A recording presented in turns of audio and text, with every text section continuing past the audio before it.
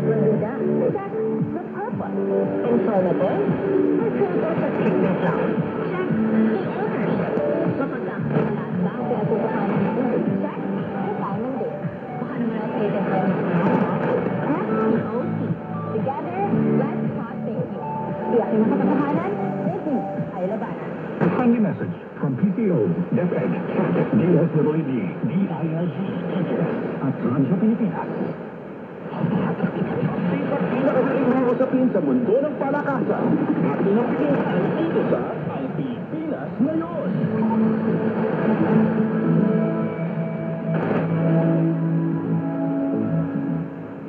At nagbabalik po ang ating programa Ang Pilipinas Ngayon. Samantala, narito naman po ang Sports Balita.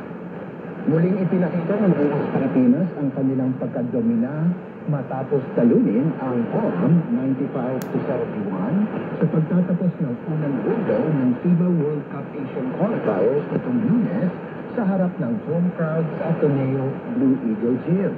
Matindi ang panimula ng mga Pinoy, ngunit nakapagsagawa ng matinding rally ang world number 81 Guam sa ikalawang sa pangunguna ni Jericho Cruz na sandaling nagbigay ng kaba sa mga nanonood. Gayunpaman, nananatiling matatag ang Gilas hanggang dulo upang manatiling walang talo sa Group A na may 2-0 record habang bumagsak sa 0-2 ang Guam.